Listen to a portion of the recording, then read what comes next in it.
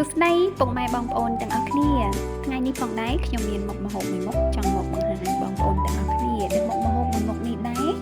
មានឈ្មោះថាឆាខ្ញីជាមួយនឹងសាច់គោហើយបងប្អូនទាំងអស់គ្នាញ៉ាំបាយហើយនៅស្មើនឹងសម្រាប់ខ្ញុំរួចហើយ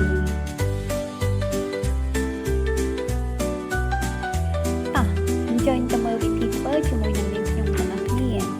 ថ្ងៃហ្នឹងខ្ញុំមានសាច់គោចំនួនកន្លះគីឡូខ្ញីចំនួន2ខាំខ្ទឹមដើមខ្ទឹម1មើមហើយវិធីធ្វើនោះដែរដំបូងឡើយយើងចាត់សំបកខ្ញីឲ្យស្អាតហើយហាន់វាជាចំណិតតូចសម្រាប់ខ្ញុំចូលចាត់ហាន់វាជាចំណិតបែបនេះឯងបងប្អូនហើយខ្ញុំទិញខ្ញីចាស់ខ្ញុំចូលចាត់បែបនេះបន្ទាប់ពីខ្ញុំហាន់ជាចំណិតតូចរួចហើយខ្ញុំក៏ប្រឡាក់វាជាមួយនឹងអំបិលដើម្បីឲ្យសរសៃខ្ញីនឹងទន់ហើយយើងកុំឲ្យមានក្លិនខ្ញីច្រើនពេកចុះសម្រាប់បងប្អូនទាំងអស់គ្នាវិញជួយចាត់បែបណាដែរកុំភ្លេចជួយ comment ម្នាក់មួយខាងក្រោមនឹងផងបន្ទាប់ពីចាត់ជាចំណិតតូចហើយខ្ញុំប្រឡាក់វាជាមួយអំបិលហើយទុកវាមួយឡែកសិនយើងមកចាប់ផ្ដើមហាន់ជាមួយនឹងសាច់គោ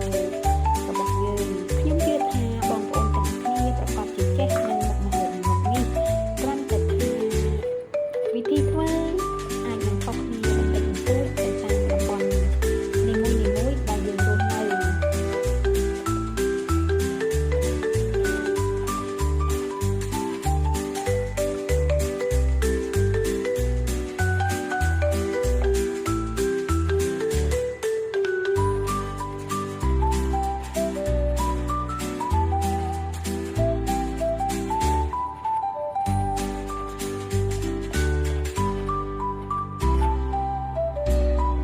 បន្ទាប់ពីហាន់សាច់គោរួចហើយខ្ញុំក៏ចាប់ផ្ដើមយកខ្ញីរបស់យើងហ្នឹងទៅលាងជំរះ